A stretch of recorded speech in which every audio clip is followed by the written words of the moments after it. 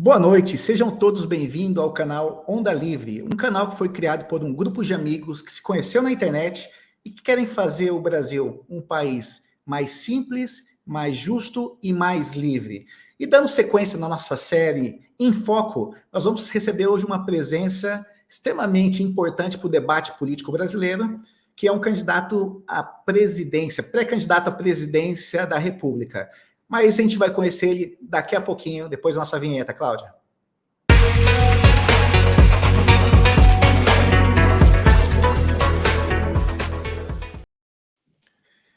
E para participar da nosso bate-papo com o pré-candidato à presidência da República, Felipe Dávila, quem vai me acompanhar aqui é o Juan Saavedra.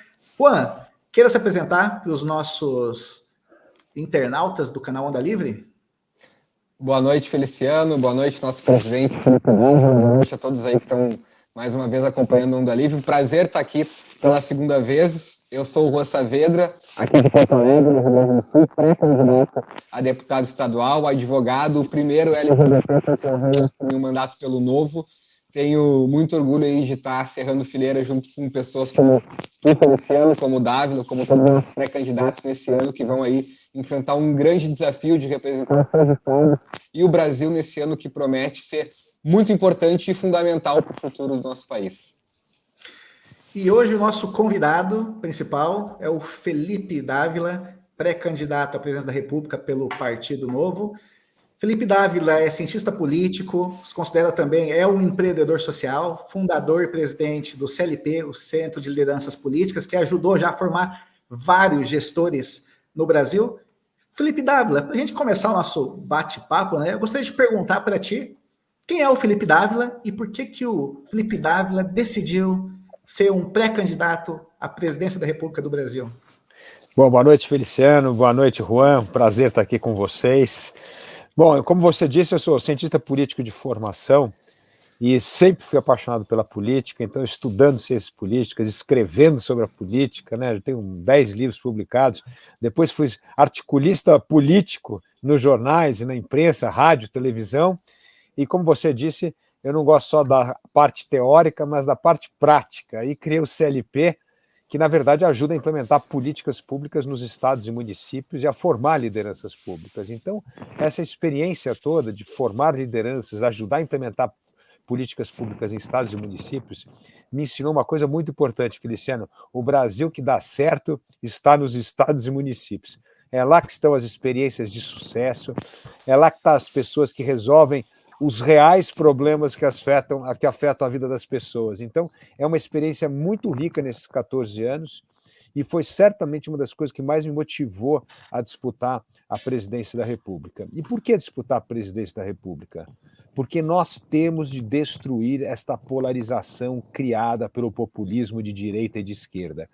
Essa polarização vem debilitando a democracia brasileira, vem afundando a economia nacional, vem acabando com o bolso do brasileiro, corroendo a renda, fazendo a volta da inflação e vem aumentando a miséria, uma tragédia no Brasil quando nós temos 33 milhões de pessoas passando fome. Ou seja, a polarização só piorou a situação política, econômica e social do Brasil. Há 20 anos a economia não cresce, não é que é desse governo, não, há 20 anos a economia não cresce, e nós temos de fazer o Brasil voltar a crescer, nós temos de defender a democracia, as nossas liberdades, nós temos de combater essas questões sociais de extrema importância.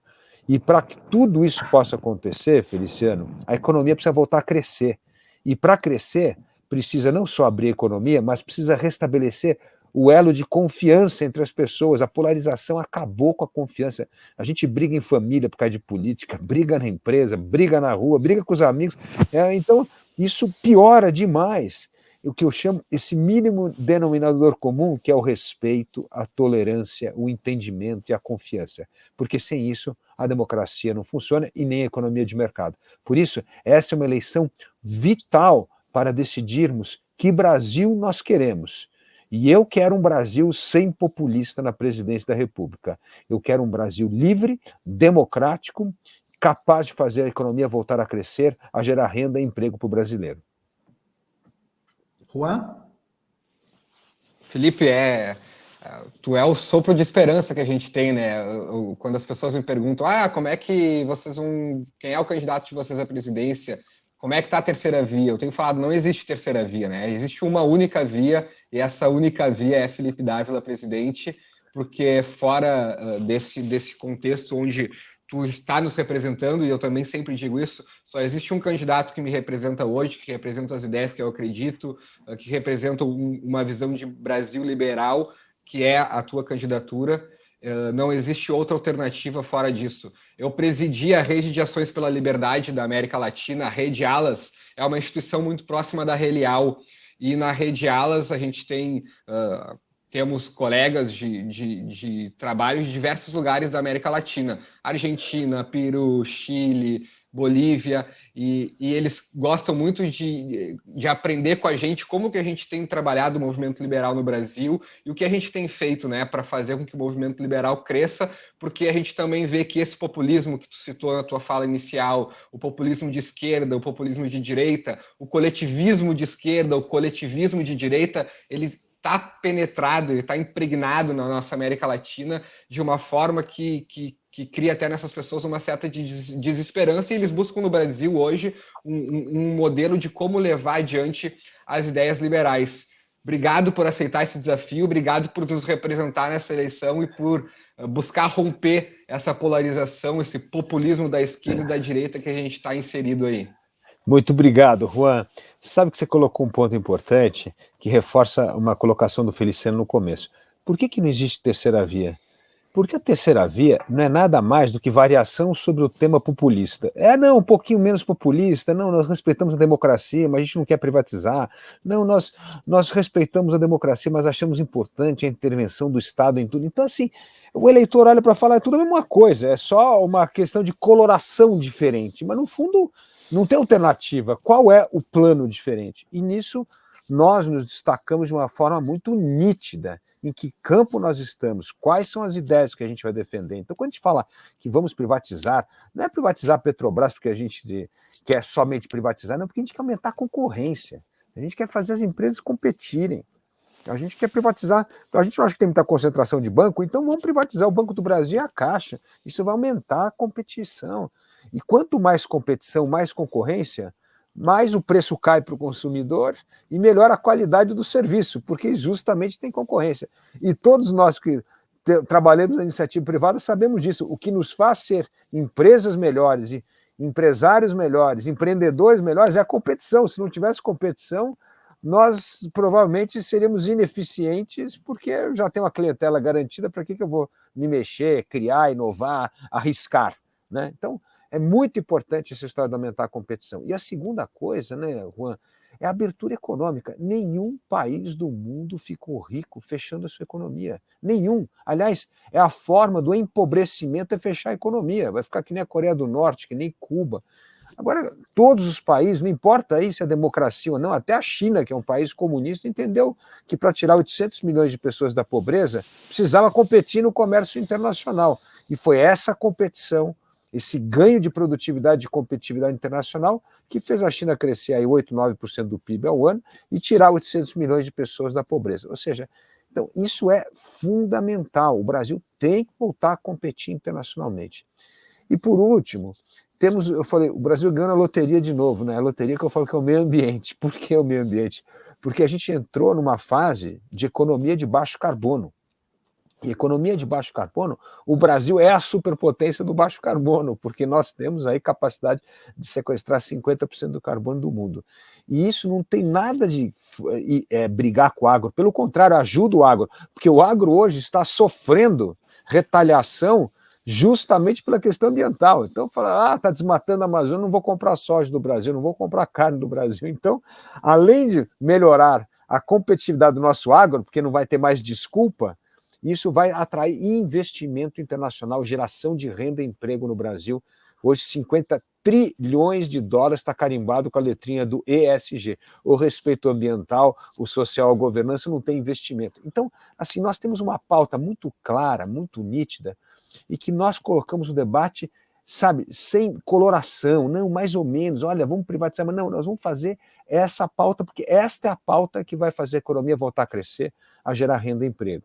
Então, nós precisamos, nesta luta, não só do candidato a presidente, mas precisamos dos candidatos a deputados estaduais, federais, a senadores, governadores, porque é o que você falou, é uma onda, né, Juan? Não é um voo solo. Isso aqui, aliás, voo solo a gente não vai a lugar algum. E nesta eleição, não só tem um grupo grande, nós vamos ter mais de 500 candidatos aí pelo Partido Novo, mas mais do que isso, tem liberais em outros movimentos, tem os movimentos liberais, a Onda Livre, tantos outros movimentos importantes engajados, e nós temos dessa vez, Juan, resultado. Temos resultado para mostrar, porque nós não somos um bando de jovens que quer mudar o Brasil com o liberalismo. Não existe clima para liberalismo no Brasil. Não, nós temos resultado para mostrar. Os nossos 8 deputados federais, o nosso governador Zema, o nosso prefeito Adriano Silva em Joinville, os nossos deputados estaduais, o trabalho incrível que aí na Assembleia do Rio Grande do Sul fizeram. Poxa vida, fiscalizar o governo, ao mesmo tempo votar com o governo nos projetos importantes. Então, hoje a gente tem obra para mostrar. Então, temos obra, temos ótimos candidatos, temos uma população sedenta para alternativas e, portanto, esta eleição nós vamos fazer história. E nós, como não só pré-candidatos, como cidadãos, o nosso maior desafio não é só se eleger, o nosso maior desafio é tirar as pessoas dessa passividade, deste cinismo, dessa descrença da política.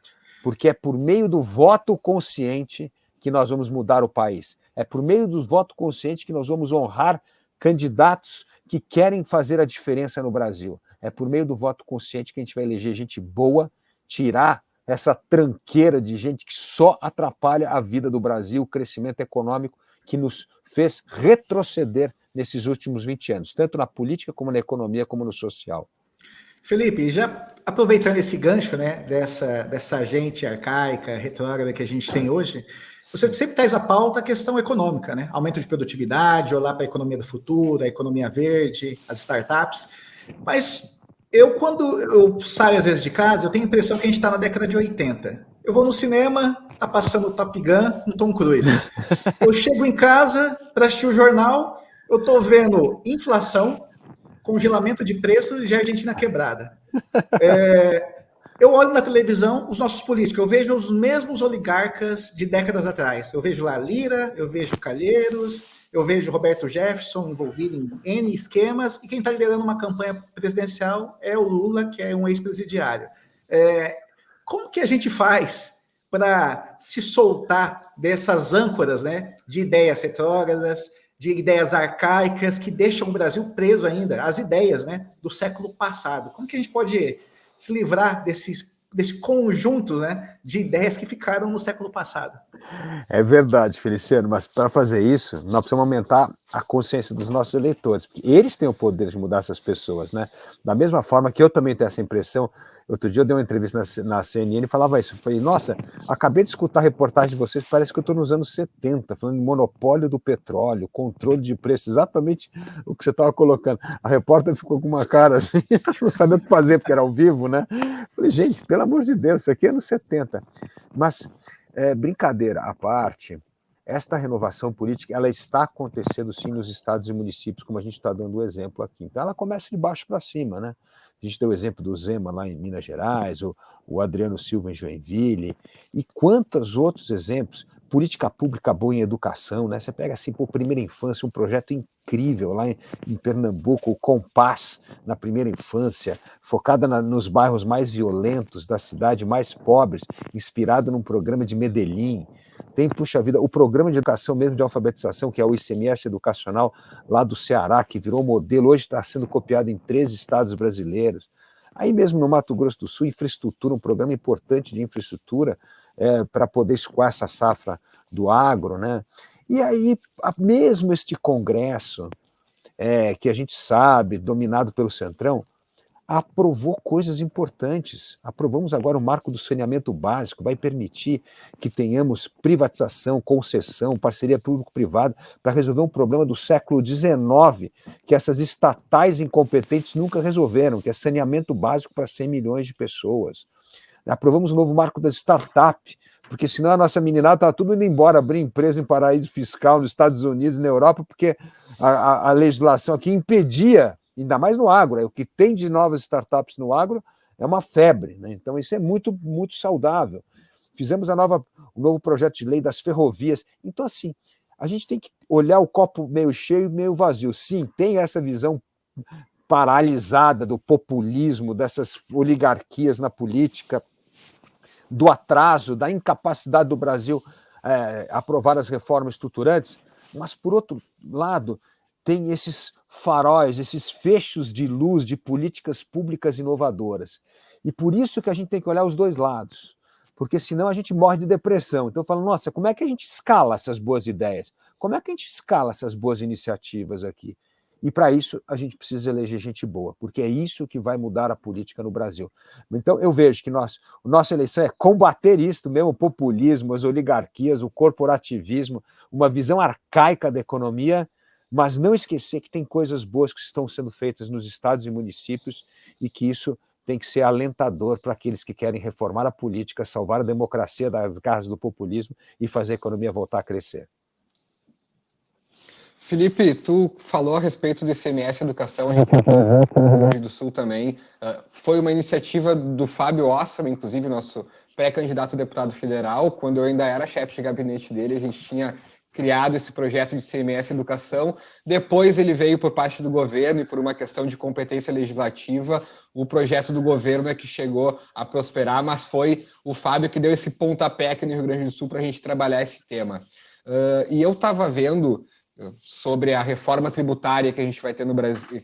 E temos 3 propostas hoje de reforma tributária, né? A PEC atual do governo federal, a PEC 45 e a PEC 110, que já tramitam há um bom tempo no Congresso Nacional e que pretendem simplificar tributos, inclusive unificar ICMS, ISS, e eu tenho visto também uma manifestação da Frente Nacional dos Prefeitos contrárias a alguma dessas propostas, porque retiraria dos municípios muitos recursos, segundo o cálculo deles, inclusive os municípios brasileiros maiores, de grande porte, perderiam 354 bilhões de reais, e é justamente como tu falou na tua fala inicial, os municípios é que oferecem muitos serviços básicos, como a atenção básica na saúde, a educação básica, enfim. A reforma tributária, sem dúvida nenhuma, é uma das grandes reformas que o Brasil precisa enfrentar. Hoje a gente tem essas 3 propostas no Congresso Nacional. Como tu, nosso futuro presidente, enxerga a importância da reforma tributária e se essas propostas que hoje tramitam no Congresso Nacional, elas contemplariam a simplificação de impostos que a gente precisa ter no nosso país para permitir que a gente tenha mais segurança jurídica e menos esse emaranhado de legislação tributária que a gente tem, principalmente nos estados onde o ICMS é provavelmente um dos impostos mais complexos do Brasil. É verdade, Juan. Aliás, para mostrar para as pessoas que estão nos assistindo aqui a complexidade, o Brasil hoje tem 70% do PIB brasileiro é judicialização tributária, 70%. É um negócio absurdo. É quase como se você tivesse 70% da riqueza nacional paralisada na justiça, que você não pode usar esse dinheiro, porque você está tendo disputa. E quase todas as disputas é em cima de ICMS, né? Que é essa questão das compensações. Então, nós precisamos resolver essa questão.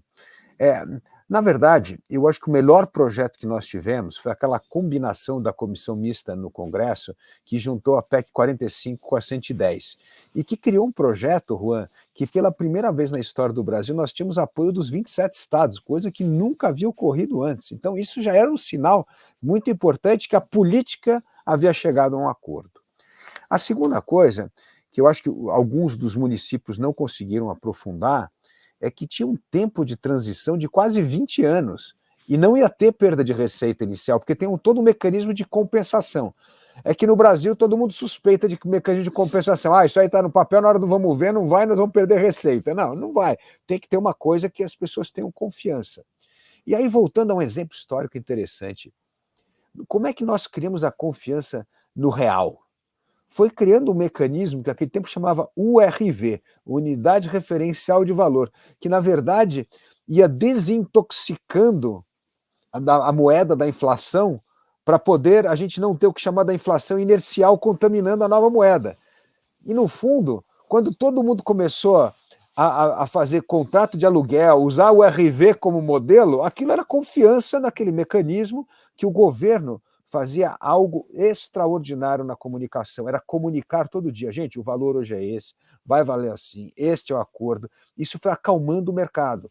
E ao acalmar o mercado, criou o laço da confiança. E esse laço da confiança foi vital para desintoxicar o real da inflação inercial. Aí, quando lançou o real, não tinha mais a inflação inercial e as coisas se mantiveram. A mesma coisa vai ter que acontecer com a reforma tributária. Não adianta só falar, nós vamos ter que criar esse mecanismo, ver a compensação funcionar na prática, para que a confiança surja. O projeto de governo é um desastre, nem o governo acredita no próprio projeto, né? Porque o Paulo Guedes fez a besteira de pedir para a Receita Federal fazer um programa de reforma tributária. É um negócio inacreditável, né? É que nem você pedir para o PCC fazer um novo Código Penal brasileiro. Não funciona, né?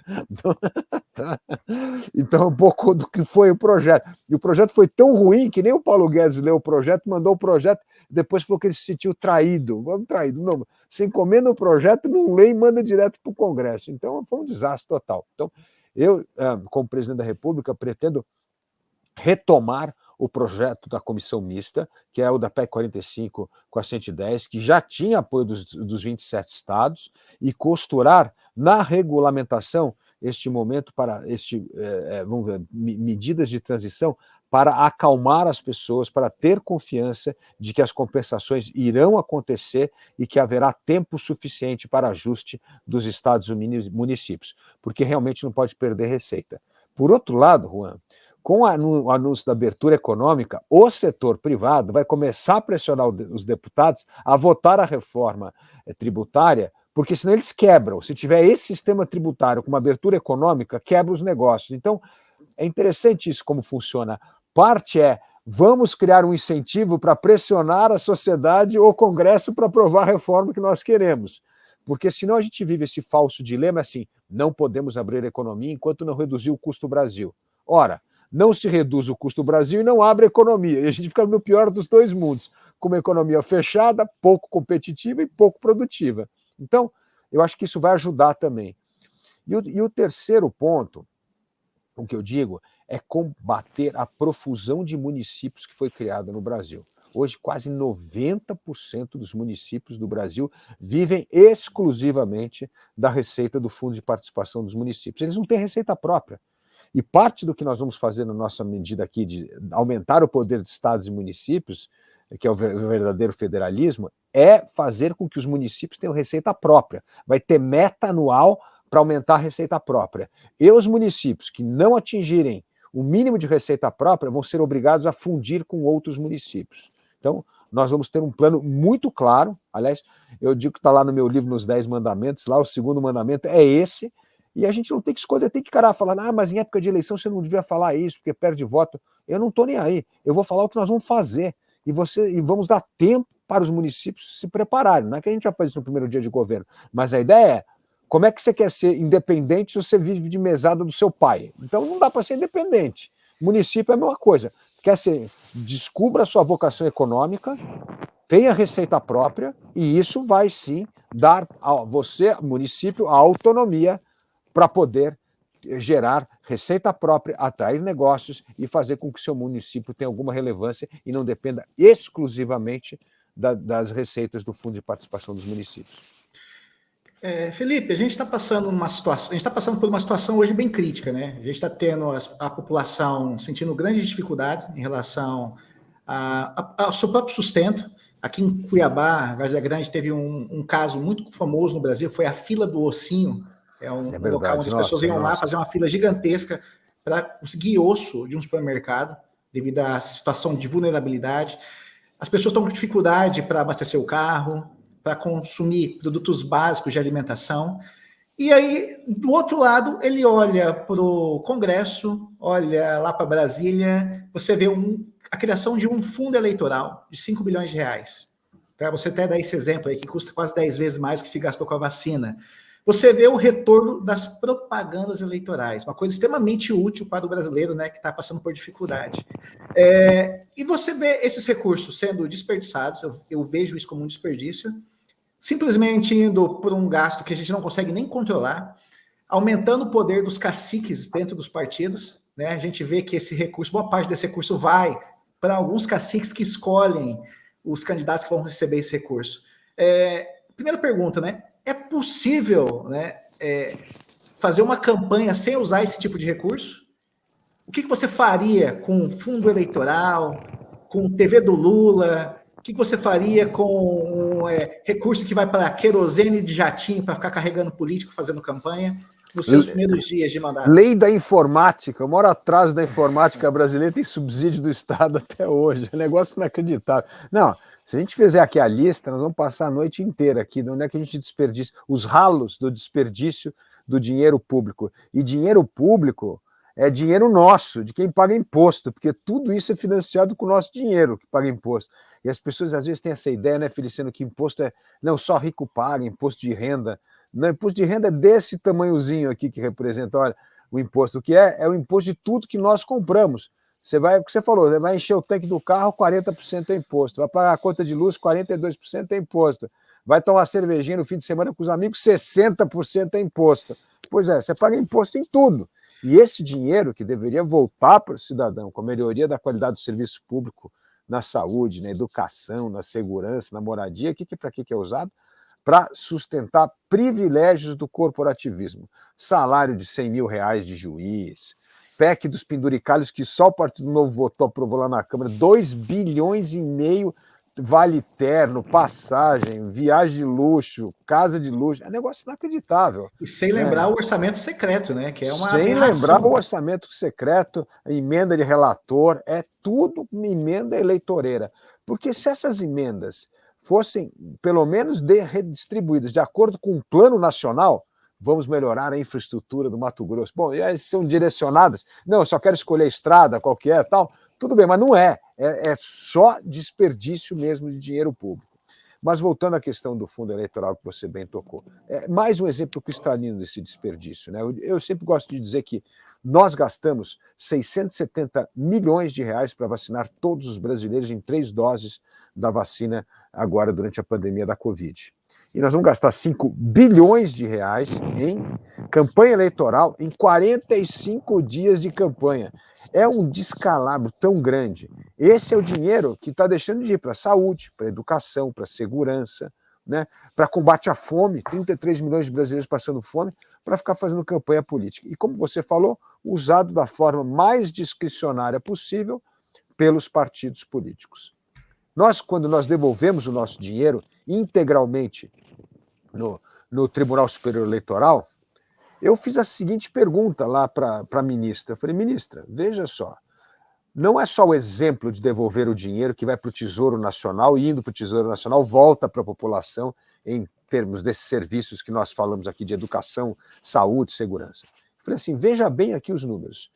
Disseram que criaram o fundo eleitoral para democratizar o acesso à eleição. Ou seja, para as pessoas que não podem custear a sua campanha, teriam dinheiro público custeando essa campanha.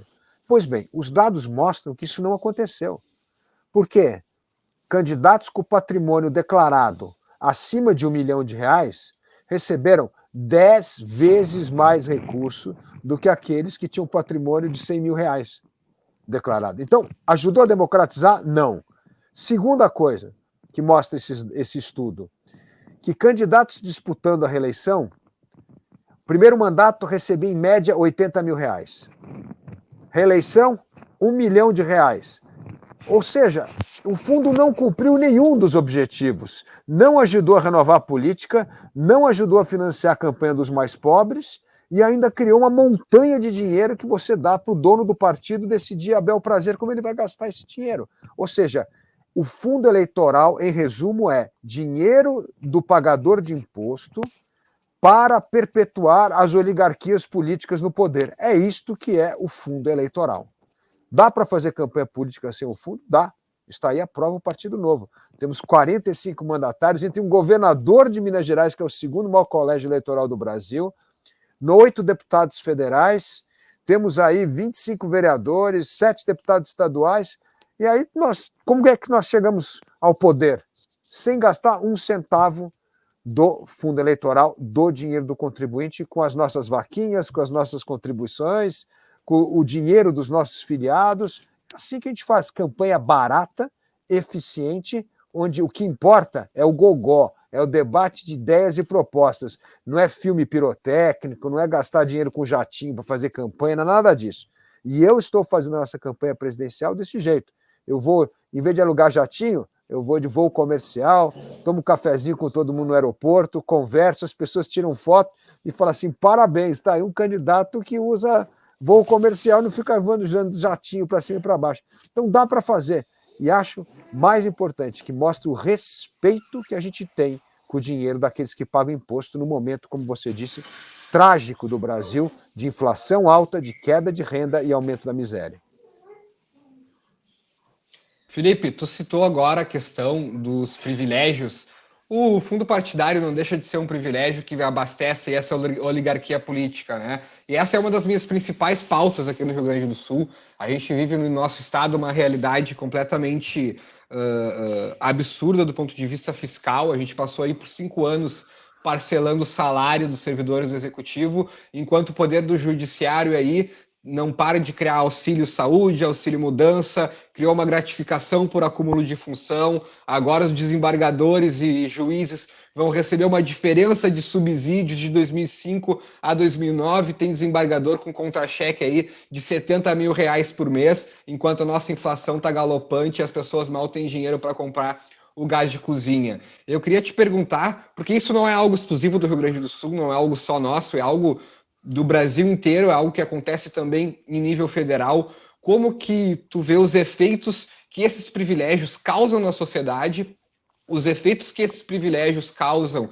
e distorcem o próprio funcionalismo público, e como que a gente pode, enquanto futuros parlamentares estaduais, futuros parlamentares do Congresso Nacional, como o Feliciano, que vai nos representar em Brasília, e tu como nosso presidente da República, enfrentar e combater isso, porque muitas vezes passa para a população a sensação de que o Poder Judiciário, o Tribunal de Contas, eles são poderes paralelos que criam, sem qualquer tipo de limite, os seus próprios privilégios, enquanto a gente continua pagando.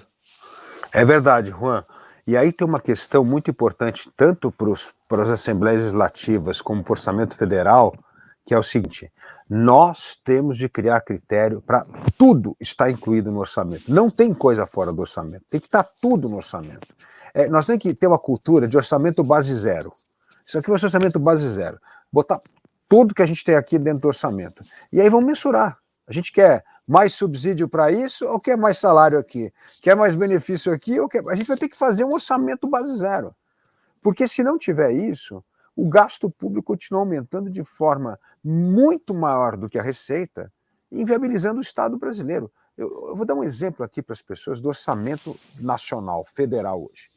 80% do orçamento federal é folha, benefício e aposentadoria. 80, gente, não é 10, 40, 80. 10% gasto obrigatório com saúde e educação, e 10% é para o resto. Ou seja, o poder discricionário que nós temos no orçamento da União é de 10%. Agora, tem cabimento isso? E aí, o brasileiro, nós todos, trabalhamos 5 meses do ano para pagar imposto, para sustentar essa folha de 80% que vai para folha, benefício e aposentadoria. E aí não dá, gente. E aí o negócio é o seguinte: se tivesse um serviço público igual da Suécia, da Noruega, tá bom, a gente reclama, pagou 5 meses, mas a escola pública é maravilhosa, a polícia é espetacular, a moradia é perfeita, tudo bem. Mas nós pagamos isso, e aí de junho até novembro, a gente tem que trabalhar para pagar serviço privado. Tem que botar o seu filho na escola privada, pagar mensalidade. Tem que pagar o condomínio mais caro que você mora, porque a segurança privada custa muito mais caro. Tem que fazer o plano de saúde, porque custa muito mais caro. Aí chega dezembro, metade de dezembro, sobe um dinheirinho lá para você comprar um presente de Natal para o seu filho e para sua mulher. Aí não dá. É isso que a gente vive para trabalhar, para pagar imposto ou para pagar serviço privado, porque o serviço público é de péssima qualidade. Então, assim, isso não dá, por isso que tem que estar tudo no orçamento. Então, primeiro, todo gasto público tem que estar no orçamento. Segundo, a gente tem que criar mecanismos para avaliar o impacto desse gasto público. Que nem eu estava dando o exemplo do fundo eleitoral. Tudo bem, a gente criou um fundo para democratizar a eleição, para acabar com a oligarquia. Está dando esse resultado? Não. Então acaba. Acaba esse dinheiro, vamos fazer outra coisa com esse dinheiro. porque não cumpriu a função inicial disso. Segundo ponto importante, tanto o orçamento estadual, municipal e federal precisa ter um compromisso de estabilizar a relação da dívida PIB.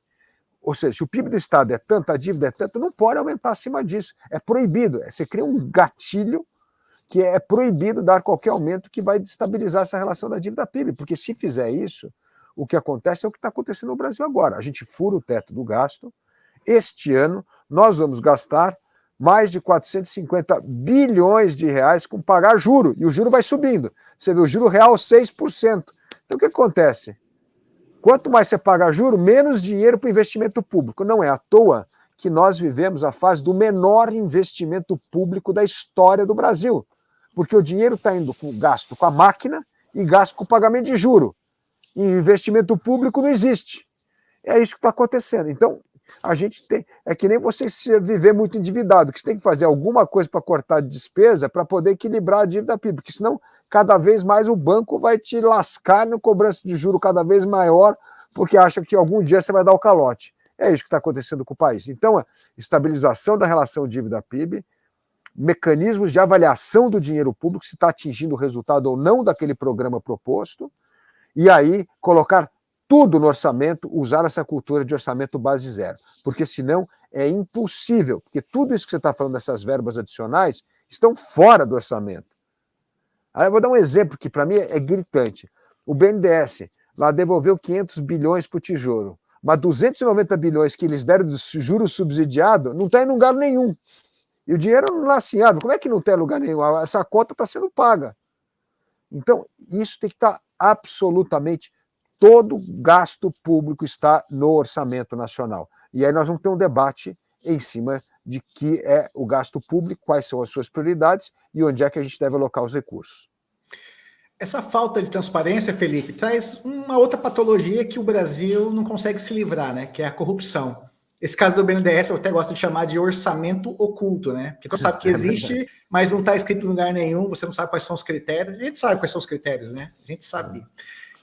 E a corrupção, ela é uma patologia que não quer largar o Brasil. A gente viu que nos últimos anos houve alguns avanços, né, com a criação de mecanismos, a lei de acesso à informação, a independência da Polícia Federal, mas que a gente foi perdendo esses avanços nesses últimos anos.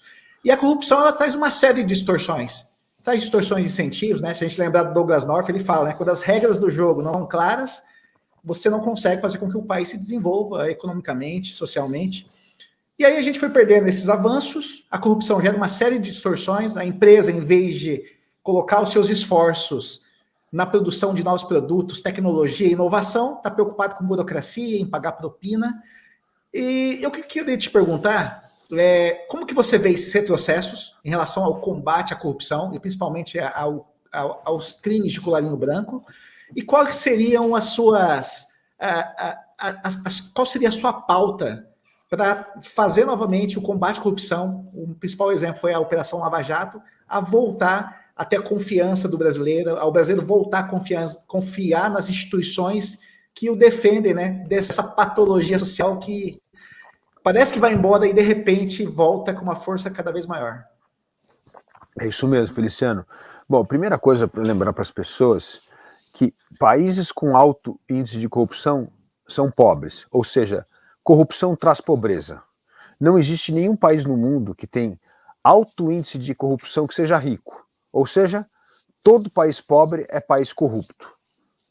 É uma correlação direta. Então, para nós resolvermos a questão da desigualdade, da pobreza do Brasil, da miséria, a gente precisa combater a corrupção, porque senão nunca vai resolver. A corrupção, que você bem colocou, cria atalhos, e cada atalho cria um rombo onde vaza dinheiro, onde o dinheiro vai embora e acaba não atingindo aqueles que mais necessitam. Então a gente precisa combater a corrupção. A Lava Jato foi um ótimo exemplo, começou uma história de pegar a grande corrupção no Brasil, né? Porque antes a gente só pegava a pequena corrupção, a gente começou a pegar a grande corrupção.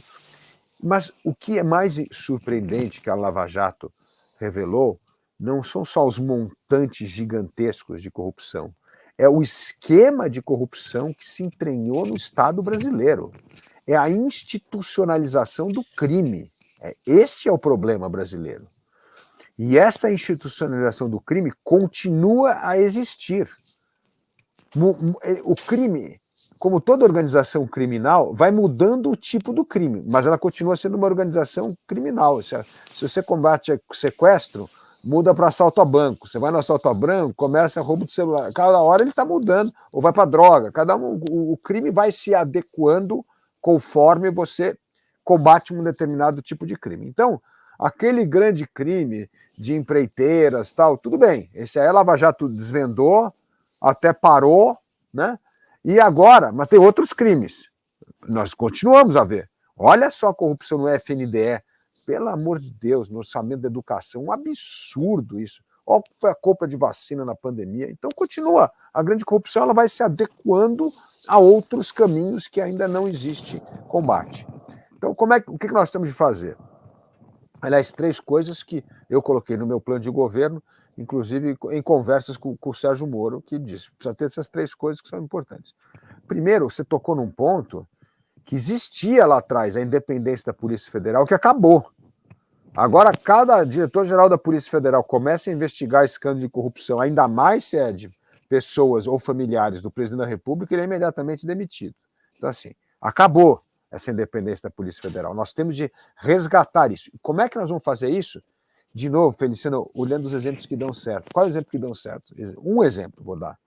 Autonomia do Banco Central. Aprovamos a autonomia do Banco Central. O mandato do presidente do Banco Central é descasado do mandato do presidente da República. E hoje, a política monetária no Brasil é absolutamente independente do presidente da República. Ele vai tocar de acordo com o que é preciso fazer. Não é que nem o presidente da Petrobras, cada vez que vai mexer ali no preço, o presidente demite 4 presidentes da Petrobras, quantos diretor-geral da Polícia Federal foram demitidos. Então, nós temos de criar um mandato para o diretor-geral da Polícia Federal descasado do mandato presidencial. Então, se o Bolsonaro escolhe alguém para a Polícia Federal agora, 2 anos desse mandato vai estar no meu governo. E assim a gente vai indo. Então, primeiro precisa... Porque se não tiver esse mandato independente, não tem como investigar os grandes escândalos de corrupção, porque você começa a mexer exatamente nos alicerces do poder. É por isso que precisa ter esse mandato. Senão a pressão política para parar a investigação, para se intrometer em investigação, é gigantesco. Né? Então esse é o primeiro ponto importante. O segundo é a prisão em segunda instância, que a gente já vem definindo aqui, que é algo fundamental. E aí parte dos juristas fala, não, mas é importante, mas não pode ter no Brasil, porque se você cair na vara errado, você é condenado. Eu falei, bom, então vamos melhorar a qualidade das varas, mas não acabar com o critério de prisão em segunda instância. Então você não é contra o critério, você é contra o mau funcionamento da justiça. Então vamos arrumar o mau funcionamento da justiça. Agora, não podemos dizer que não vamos adotar a segunda instância, porque dependendo da vara que você cai, você vai ser condenado ou absolvido. Isso não é desculpa, tem que fazer, tá certo? O terceiro é o fim do fórum privilegiado, que é outra aberração no Brasil que nós não podemos tolerar. Mas aí, Feliciano, tem outras medidas muito importantes. Por exemplo, veja só agora a pressão do Congresso para acabar com a lei das estatais, que foi fundamental para moralizar os conselhos das empresas estatais, para criar critérios técnicos para a escolha de conselheiros, não indicação política. Já querem mexer. E por que isso começa? Por causa do mau exemplo. O presidente já começou a mexer na independência da Polícia Federal, agora vai mexer na lei das estatais, aí o Fachin solta o Lula. Começa a ter um clima de que a impunidade está voltando, as rédeas estão soltas novamente. E aí começam essas barbaridades. Então, primeiro, não podemos ter retrocesso no que avançou a Lava Jato.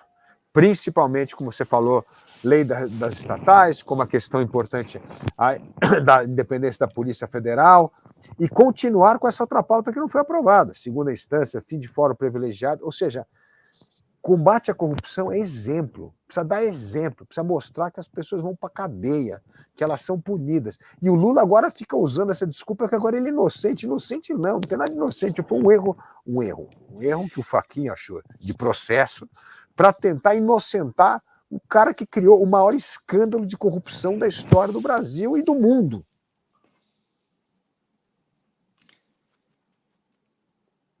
Felipe, a gente conversou bastante sobre economia, sobre enfrentamento da corrupção, agora por último, mas inevitavelmente, e as eleições de 2020 provaram isso, a gente tem vivido um momento de muito identitarismo no Brasil, né? A gente tem aí pautas identitárias que estão sendo utilizadas muitas vezes por uma esquerda que eu particularmente costumo chamar de uma esquerda histérica, para utilizar as pessoas como massa de manobra e fazer com que as pessoas entrem nessa onda aí como uma forma de manipular elas e manipular as mentes delas, né? E a gente sabe, eu já vi vídeos teus comentando a respeito disso, de que a esquerda se apropriou dessas pautas, como, por exemplo, da pauta LGBT, e um dos argumentos que eles usam é que no cenário político, nos últimos anos, quem defendeu o avanço do reconhecimento dos direitos civis desses grupos foi a esquerda. Como nós, como liberais, podemos enfrentar esse discurso, como nós, como liberais, podemos mostrar que nós defendemos, de fato, a liberdade do indivíduo. Como que a gente pode demonstrar isso não apenas no discurso, mas também na prática? Olha, excelente pergunta, Juan. Primeira coisa, eu gosto de lembrar uma frase que eu adoro do Thomas Sowell, que ele fala o seguinte: há 60 anos atrás, se nós defendêssemos a igualdade perante a lei, nós éramos considerados radicais. Há 30 anos atrás, se nós defendêssemos a igualdade perante a lei, nós seríamos taxados de liberais. E hoje, se você defende a igualdade perante a lei, você é chamado de preconceituoso. É negócio maluco. Porque hoje é preconceituoso, porque hoje essa história da identidade é quase que fosse direitos dos grupos e não do indivíduo. A gente tem que pensar no indivíduo. Gente, a gente quer que a lei seja igual para todos, algo que não é no Brasil. A gente sabe disso. Nós temos de lutar pela igualdade perante a lei. Primeira coisa, é por estágio que a gente vai fazendo. E vamos corrigindo, mas vamos corrigindo respeitando a igualdade. E não é tratado de forma igual. Não é tratado, o preto não é tratado de forma igual ao branco, a mulher não é tratada de forma igual ao homem. Não, então, e aí você começa a ver defasagem salarial da mesma categoria, 45% entre homem e mulher. Então assim, gente, vamos fazer primeiro o básico. O básico é que todos sejam tratados igualmente perante a lei, que não haja discriminação com homossexual, com trans, com nada. Porque é isso, quando você conversa com jovens, que eu conversei com alguns jovens aqui, e eu sei que essa é uma causa importante para você, e o bullying que que o jovem homossexual ou a jovem homossexual sofre na escola, não é tão traumático quanto se você fosse mulher, ou preto, ou qualquer outra coisa, ou qualquer outra minoria? Por que uma tem que ser diferente da outra? E aí eu já vi histórias assim inacreditáveis, que as pessoas. O do gay não é tão importante quanto o do negro, porque esse é um sofrimento histórico. Como não é? É todo mundo. Então, assim, é uma coisa absurda. Então, que régua que nós vamos ter para. Então, assim, eu acho que a nossa primeira batalha é, gente, a gente quer fazer o básico. O básico é que todos sejam tratados igualmente perante a lei. Para mim, essa é a primeira coisa. Depois nós vamos começar a ver, aí, vamos dizer assim, adensar essa luta, o que precisa ser, o que é onde há mais distorção e menos distorção. Mas se a gente começar com essa história de mais interesses ou direitos da coletividade em detrimento do máximo, o que nós vamos criar é outro feudo de tribo de privilégio. E vai criar outras distorções. E a gente não pode criar distorção. O que a gente está lutando aqui nessa eleição, e uma das causas, é para todo cidadão ser tratado igual. O rico e o pobre, o branco e o preto, o homossexual e o heterossexual. A gente tem que lutar pelo básico primeiro. Depois a gente vai ajustando as coisas. Mas se a gente não fizer o básico, a gente vai criar outras distorções. Aliás, no Brasil, a gente cria distorções por causa disso. Porque você começa a dar direito para uma categoria, a outra também quer. E isso em tudo. Né? Então, assim, a gente tem que. E isso não é nada de discriminação, isso é democracia. Democracia é tratar todos igual perante a lei. E a gente está muito longe desse pilar básico, essencial da democracia. E se a gente avançar nisso, nossa, vocês vão ver como que todas essas minorias vão se sentir muito mais representadas e com seus direitos muito mais respeitados, porque é isso que nós precisamos. Então, eu acho, Juan, que a gente tem que ir primeiro nessa etapa. Vamos fazer o básico. É que nem na educação. Eu sempre falo, fica todo mundo falando, não, universidade, não sei o quê. Gente, vamos fazer o básico. O básico é, a educação básica no Brasil é uma tragédia. Vamos resolver primeiro o básico, depois a gente pensa no resto. Porque senão, nós vamos começar a criar enormes distorções. E o Brasil, o que nós temos é uma sequência de atalhos para tentar corrigir uma coisa, criando distorção em outra ponta. Então, eu acho que a gente tem que fazer o que é certo. E o que é certo hoje no Brasil é valer o princípio democrático, que todos vão ser tratados igualmente perante a lei. Felipe, você falou um ponto essencial, né, que as políticas públicas no Brasil elas querem resolver as consequências dos problemas e não Exatamente. observar a fonte do problema, né, a causa, né, identificar a causalidade do problema. Eu sou professor universitário, sou professor, minha esposa também, ela tem uma escola, e eu fico desesperado porque a gente observa uma economia dinâmica, uma economia moderna, pensando em startups, inteligência artificial. Você vê as crianças no mundo aprendendo programação, falando de algoritmo, olhando novos mercados que não existiam, vídeo, games. E aqui no Brasil, a gente não faz o básico. Nós temos um sistema público e um sistema privado de educação que gera uma distorção já no ponto de partida da qualificação dessas crianças. A gente vê um Estado, que é um Estado, eu gosto de falar, né? A economia é 4.0, nosso Estado é 1.0. Enquanto o mundo discute inteligência artificial, nós estamos discutindo carimbo e cartório. Tá? No Brasil, discutindo ainda asfaltamento e saneamento básico. A minha pergunta para você é, a causa de boa parte dessas distorções é a educação básica. E a gente tem uma série de evidências de locais onde deram certo alguns projetos, programas de educação básica. Como fazer isso ser espraiado, espalhado pelo Brasil? Por que os prefeitos, os estados e a União não observam as evidências, os cases de sucesso? Como inverter um pouco dessa lógica e melhorar os indicadores educacionais de educação básica aqui no nosso país e fazer o Brasil entrar numa nova onda da nova economia? Olha, eu vou até fazer um gancho aí com a pergunta anterior do Juan, para entrar na educação. Um dos maiores ativos que a gente tem no Brasil, principalmente no Brasil, mas no mundo, é a diversidade. Diversidade de ideias, diversidade de raça, diversidade de etnia, diversidade de regiões do Brasil. Você pode pegar em qualquer lugar onde tem excelência educacional, tem diversidade. Não tem homogeneidade, tem diversidade. Diversidade de raça, nacionalidades, etnia, é isso que é importante isso para o debate. Você pega o Silicon Valley, lá, o Vale do Silício, você entra naquelas startups, tem ali diversidade de tudo, porque as pessoas entendem que isso é uma riqueza muito importante para gerar inovação, para gerar criação, para gerar ideias disruptivas. O que nós temos de combater é a discriminação, mas a diversidade é um ativo, e a gente não encara a diversidade como um ativo. Eu digo uma experiência própria minha, eu só descobri diversidade na sala de aula quando eu fui estudar nos Estados Unidos.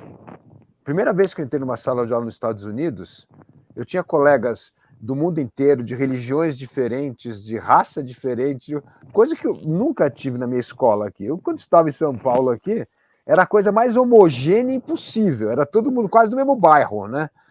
A gente conhecia os pais de todos os amigos quase da sala de aula. Então, isso empobrece a discussão, empobrece a riqueza do diálogo. Então, por que isso é importante? Porque se nós tivermos a melhor educação do mundo e não tiver diversidade, a gente não vai continuar a ter a experiência que a gente precisa para ter mudanças importantes, disruptivas, transformadoras e inovadoras. Mas voltando à educação básica, o que nós vamos colocar no nosso plano de governo aí, Feliciano? É o seguinte, existe hoje um exame internacional que é uma régua, que é o PISA. O PISA mensura as crianças, os jovens de 15 anos de idade, o seu conhecimento em matemática, ciência e línguas. Se existe um exame internacional que mensura isso, por que isso não passa a ser a régua do nosso sistema educacional? Ou seja, o Brasil hoje gasta quase 6% do PIB em educação, que é mais do que a média dos países da OCDE, só que quando nós vamos ver o aprendizado do aluno, nós estamos entre os 10 piores países do mundo, do PISA. O que a gente quer fazer? Colocar o Brasil nos 20 melhores do mundo em 7 anos.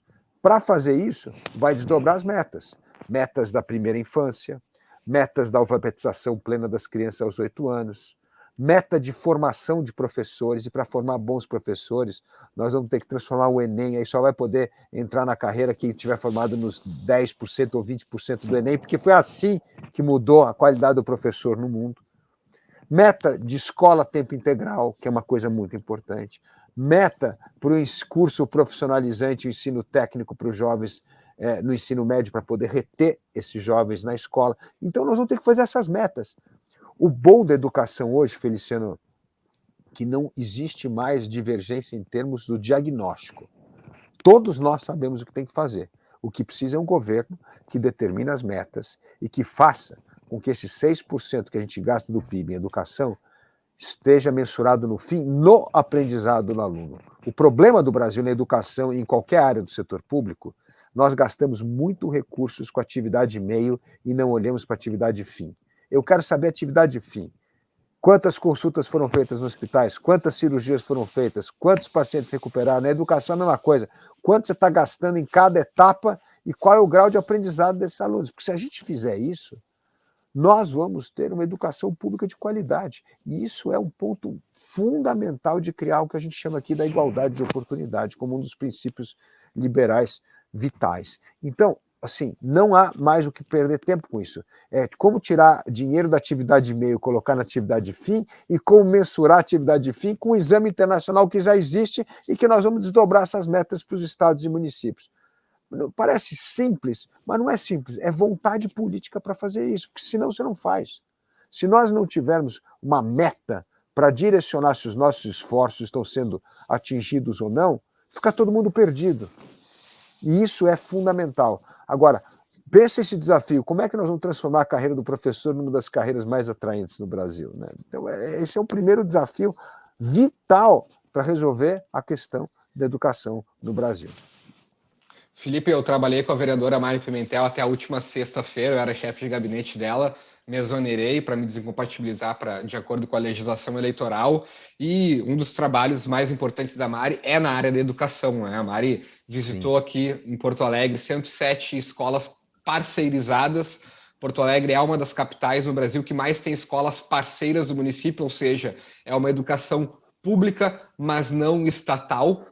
E a gente, uma das coisas que identificamos ao longo dessa trajetória foi justamente de que não existe, nem nos níveis de município, uma avaliação da educação infantil no Brasil hoje. Não se avalia a educação infantil, não se acompanha o desenvolvimento da criança e se sabe já mais recentemente, de que a educação infantil é fundamental para o desenvolvimento cognitivo e para o futuro da criança e para a continuidade dos estudos dela. Como que tu enxerga a educação brasileira do ponto de vista de termos uma educação pública, mas não necessariamente uma educação estatal? E aproveito para trazer junto essa pergunta pela reforma do ensino médio que foi feita recentemente no governo Temer. Houve uma mudança significativa na Base Nacional Curricular que trouxe competências que não estavam incluídas dentro da versão anterior.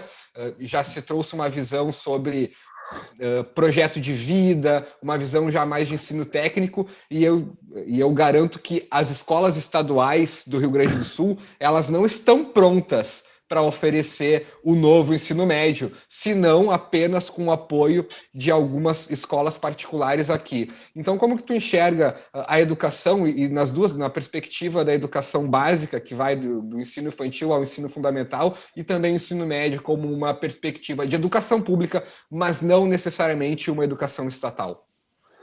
Olha, excelente pergunta, Juan. Primeiro, assim, foi uma vitória muito importante a aprovação da nova base comum curricular lá no governo Temer, porque começa a dar um padrão, né? Porque senão as crianças não têm padrão. Aliás, se mudar de cidade ou de estado, você tem uma assimetria gigantesca na educação. Então, a primeira coisa é isso, é dar rumo. O rumo é isso, ou você põe uma meta, ou você põe uma base comum curricular e fala, as crianças têm que aprender isso no ano série. Não pode chegar aos 8 anos e não estar devidamente alfabetizado. Então, o ano série é fundamental para saber o que as crianças têm que aprender, os jovens aprender em cada ano dessa sua trajetória escolar. Então, primeiro, isso é importante. Isso tem que valer para a pública, para a privada Né, eu acho que assim, é para todo mundo tem que estar de acordo com os parâmetros que nós determinamos aqui na educação. E isso é fundamental pelo seguinte, porque um dos maiores problemas que a gente tem, e você sabe muito melhor porque você lidera muito com a educação, é a evasão no ensino médio. Né? Nós temos hoje 48% dos jovens que não terminam o ensino médio. Esse é o maior problema social que nós temos no Brasil hoje. Por que esse é o maior problema social? Porque neste mundo do conhecimento que nós estamos, se um jovem abandona o ensino médio, ele não vai ter emprego no mundo, porque os poucos empregos de baixa qualificação existentes hoje vão ser automatizados.